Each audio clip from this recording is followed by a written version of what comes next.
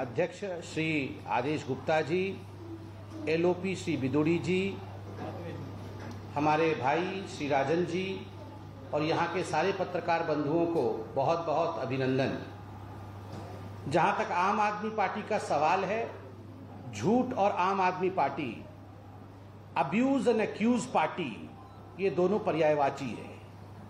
जिस प्रकार से हर विषय में आरोप लगाना और बिना तथ्यों के आरोप लगाना, इस विषय को लेकर हम सब जानते हैं कि आज देश में कोई आगे है तो वो आम आदमी पार्टी है। चंद मिनटों पहले अरविंद केजरीवाल जी की पार्टी और मनीष सिसोदिया जी ने एक प्रेस कॉन्फ्रेंस किया और जिस प्रकार से उन्होंने झूठ और फरेब का साथ लिया है, आज आवश्यक है कि उस झूठ का पर्दाफाश किया जाए। एक्साइज पॉलिसी को लेके मनीष सिसोदिया जी ने कहा, और जो मुख्य आरोप मनीष सिसोदिया जी का था कि हम तो इक्विटेबल डिस्ट्रीब्यूशन चाहते हैं, हम चाहते हैं कि इक्विटेबल डिस्ट्रीब्यूशन हो। और ये जो शराब, तो संबित पात्रा को आप सुन रहे थे। देखिए, मनीष सिसोदिया ने दरअसल आज आरोप लगाया एलजी के ऊपर कि आबकारी नीति जब बनी थी तो उनके पास बाकायदा भेजा गया था, नीति जो थी उसके हर पॉइंट्स को उन्होंने पढ़ा था, एक बार नहीं 2 बार पढ़ा था। संबित पात्रा अब उसी के ऊपर प्रेस कॉन्फ्रेंस इस वक्त कर रहे हैं और आम आदमी पार्टी को कटघरे में खड़ा कर रहे हैं। संबित पात्रा की तरफ से कहा गया कि आम आदमी पार्टी झूठ बोल रही है। दरअसल आबकारी नीति के ऊपर दिल्ली में बवाल इस वक्त मचा हुआ है, चारों तरफ हो हल्ला हो रहा है। और ऐसी स्थिति में जब आम आदमी पार्टी और अरविंद केजरीवाल की सरकार पूरी तरफ से घिर गई, तो आज उप मुख्यमंत्री मनीष सिसोदिया की तरफ से प्रेस कॉन्फ्रेंस की जाती है और फिर उसके बाद एलजी के ऊपर आरोप लगाए जाते हैं कि अब एलजी जो बातें बोल रहे हैं दरअसल वो गलत है। आबकारी नीति तो अच्छे ढंग से उन्होंने पढ़ ली थी, पास किया था, और पास करने के बाद अब वो सवाल उठा रहे हैं जो कि पूरी तरह से गलत है। इतना ही नहीं, मनीष सिसोदिया ने सीबीआई जांच की भी मांग कर दी थी। तो ये बड़ी खबर इस वक्त की अब बीजेपी का आम आदमी पार्टी के ऊपर पलटवार सामने आया। संबित पात्रा प्रेस कॉन्फ्रेंस करते हैं और उन्होंने ये कहा कि आम आदमी पार्टी, और मैं आज मिक्स लैंड यूज वाला जो मास्टर प्लान में लिखित रूप से नियम है, वह नियम भी लेकर आया। 15.6.2 the following activities shall not be allowed under mixed use, ये मास्टर प्लान दिल्ली की कहती है। और इसमें कौन से एक्टिविटीज मिक्स्ड यूज में अलाउड नहीं है, तो पॉइंट नंबर ई में आप देख सकते हैं, लिकर शॉप, शराब के दुकान, ये अलाउड नहीं है, ये मास्टर प्लान कहती है। सिसोदिया जी, आपका ये आरोप था कि वो भारतीय जनता पार्टी के कौन लीडर थे जिनके कहने पर एलजी ने इस प्रकार के क्लॉज को हटाया। तो सिसोदिया जी, हम आपको बताना चाहेंगे, ये भारतीय जनता पार्टी के किसी नेता के कहने पर नहीं, संविधान के कहने पर, कानून के कहने पर, नियम के कहने पर जो काम एलजी ने किया है वो आप सबके सामने है। दूसरा विषय, सिसोदिया जी का कहना है कि एलजी साहब ने बहुत बड़ा घोटाला कर दिया, सीबीआई की जांच होनी चाहिए। ये तो साधारण विषय नहीं है। किसी के कहने पर एलजी साहब ने ये एमसीडी और डीडीए का एनओसी चाहिए, नॉन कन्फर्मिंग एरिया में, ये क्लॉज उन्होंने ऐड किया।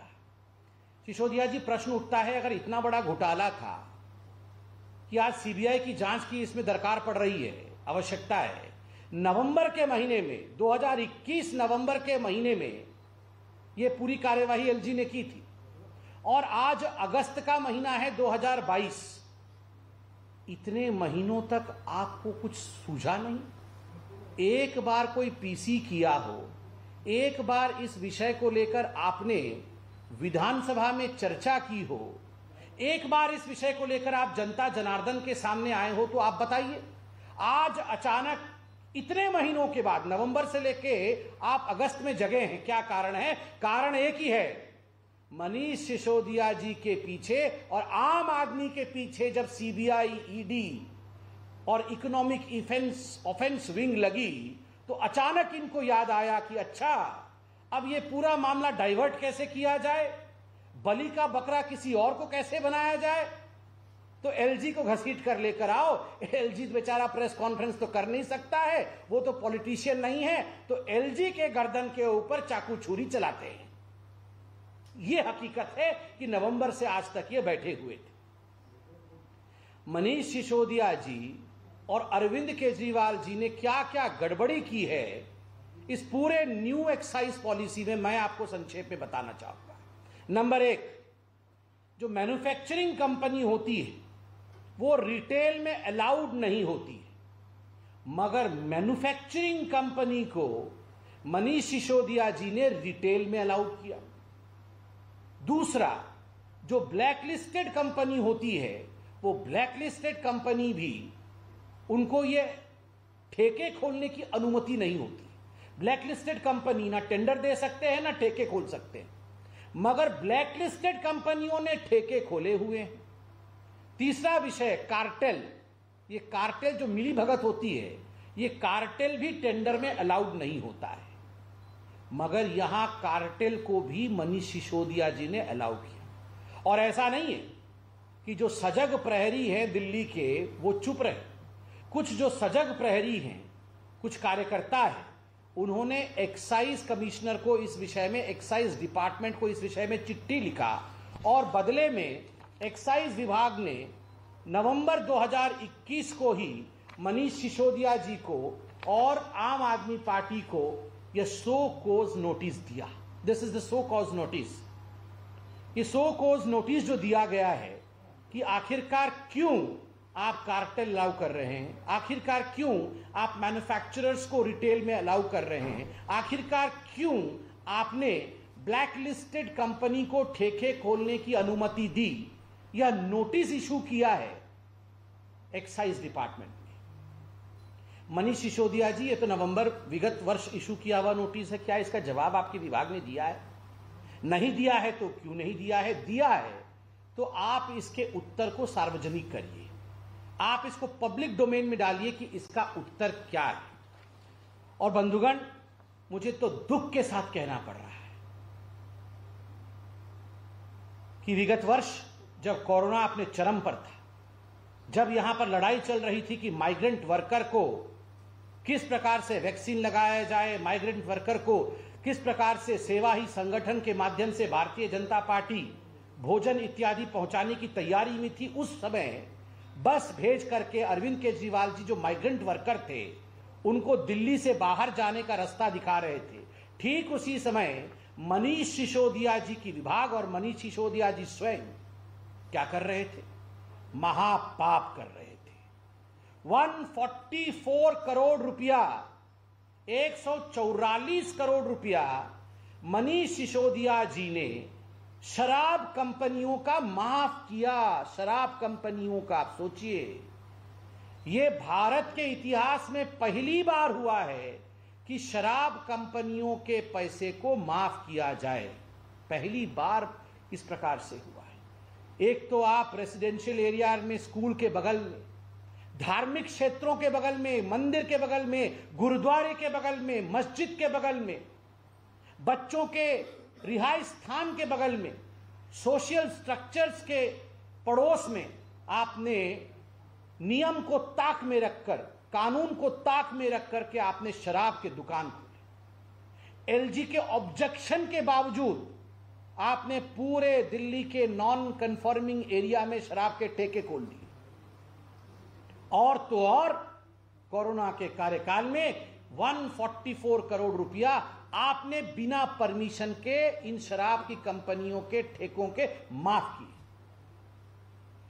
बाद में रियलाइज हुआ मनीष जी को, अच्छा मैंने माफ तो कर दिया है मगर परमिशन तो कैबिनेट से लिया नहीं है, तो पहले माफ कर दिया, बाद में कैबिनेट की मीटिंग हुई और उस कैबिनेट की मीटिंग में निर्णय लिया गया, ना बही ना खाता, जो कहे मनीष सिसोदिया वही सही है, किसी चीज की आवश्यकता नहीं है, जो भी मनीष सिसोदिया जी कहेंगे वो सही है। इस प्रकार से पारित किया गया। मगर मनीष जी को भी रियलाइज हुआ कि यह तो गलत हो जाएगा, धरपकड़ तो होगी।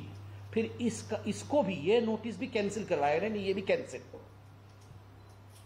सोचिए, गैर कानूनी काम करने से कहा जाता है ना, एक झूठ को छुपाने के लिए 100 झूठ बोलना पड़ता है और अंततोगत्वा पकड़े जाते हैं। ये 144 करोड़ रुपीस कैंसिल करा करके, माफ करा करके अंततोगत्वा आज पकड़े गए हैं। आज सीबीआई की जांच बैठी है, ईडी की जांच बैठी है। और मैं सवाल पूछता हूं, अभी पार्लियामेंट में सीना ठोक ठोक के संजय सिंह जी, उनके जो सांसद है, कह रहे थे बहुत फायदा होगा, हजारों हजार करोड़ रुपए के फायदे हो जाएंगे ये न्यू एक्साइज पॉलिसी से। ये तो अभी 10 दिन 15 दिन पहले बोल रहे थे।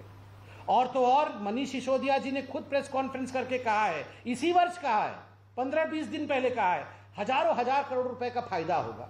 अरे जब नवंबर में एलजी ने आपके अनुसार इतना बड़ा घोटाला कर दिया और तभी आपको पता चल गया था कि सब कुछ खत्म हो गया है, एलजी साहब ने इस प्रकार से एक ऑर्डर पारित कर दिया है, तो 15 दिन पहले कैसे हजारों हजार करोड़ रुपए का फायदा हो रहा था? और जैसे ही सीबीआई आपके द्वार तक पहुंच गई तब सब घाटा हो गया।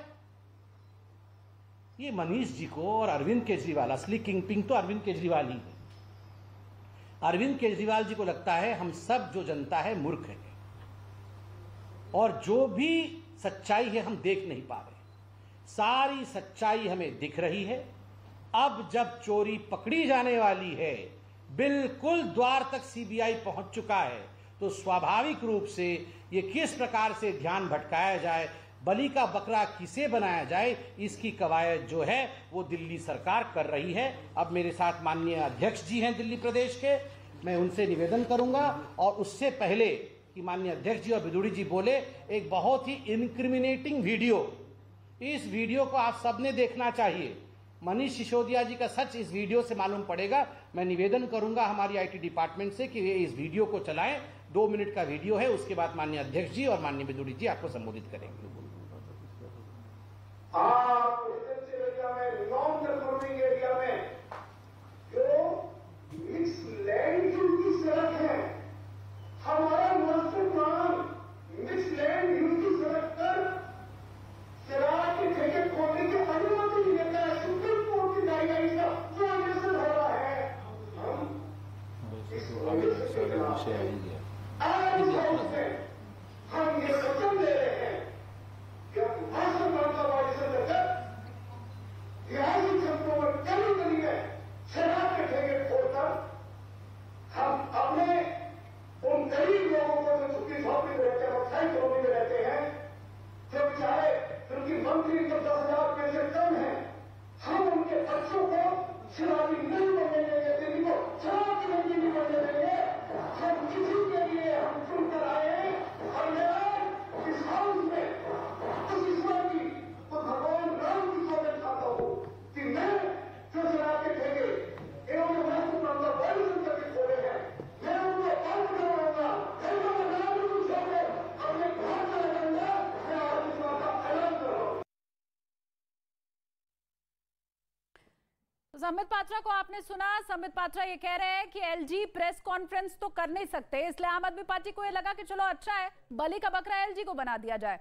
और एलजी की गर्दन पर छुरी चाकू चलाते हुए यहाँ आम आदमी पार्टी दिखाई दी है। इसके अलावा वो तमाम आंकड़े पेश कर रहे हैं यहाँ संबित पात्रा, वो तमाम दलीलें दे रहे हैं कि किस तरह से मनीष सिसोदिया की तरफ से आज जो आरोप लगाए गए हैं वो कैसे बेबुनियाद है, वो कैसे गलत है। ये बीजेपी की प्रेस कॉन्फ्रेंस सीधा आम आदमी पार्टी के ऊपर पलटवार संबित पात्रा ने किया है।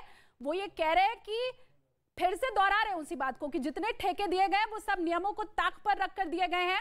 और आज मनीष सिसोदिया की तरफ से जो बातें कही गई हैं वो गलत है। सीबीआई जांच की अगर जरूरत थी, भ्रष्टाचार का ये पूरा मामला था, तो अभी तक आम आदमी पार्टी आखिर खामोश क्यों रही? बड़ी खबर इस वक्त की आम आदमी पार्टी झूठ बोल रही है। संबित पात्रा ने प्रेस कॉन्फ्रेंस करके कहा नई आबकारी नीति पर झूठ बोला, मनीष सिसोदिया के तमाम आरोप गलत है, बेबुनियाद है। आज जिस दिन से एक्साइज पॉलिसी दिल्ली सरकार लाई थी, उसी दिन से लगातार भारतीय जनता पार्टी इसका विरोध करती आई है और हर विरोध को दबाने की कोशिश की गई। हमने चक्का जाम किया, हमने हस्ताक्षर अभियान चलाया, जनता को जोड़ा और हर बार सिसोदिया और दिल्ली के मुख्यमंत्री ये कहते रहे कि ये वही लोग हैं भाजपा वाले जो शराब माफिया के साथ हैं। ये यहां पर शराब माफिया से मिले हुए हैं और उन लोगों को फायदा पहुंचाना चाहते हैं। दिल्ली में जो नई एक्साइज पॉलिसी बनी है, उस पॉलिसी से दिल्ली के हजारों करोड़ों रुपए का रेवेन्यू का फायदा होगा, हर बार वो कहते रहे और उन्होंने एक नहीं सुनी। अब सारी बातें सामने आ गई हैं। 30 जुलाई को सिसोदिया जी कह रहे हैं कि 3000 करोड़ रुपए का एक्साइज पॉलिसी से दिल्ली के रेवेन्यू को फायदा हुआ है। और एक्साइज पॉलिसी के जिस दिन एलजी साहब ने सीबीआई के जांच के आदेश दिए, उसी दिन से उनके रुख पता लग गए, रुख उनका बदल गया। मैं आज दिल्ली सरकार से, सिसोदिया जी से ये सवाल पूछना चाहता हूं कि आप ये बताइए कि जिस नई शराब पॉलिसी को आपने लागू किया, उसका चेयरमैन कौन था उस कमेटी का, जो मिनिस्टर्स की, ग्रुप ऑफ मिनिस्टर्स की कमेटी। इंडिया का प्राइड,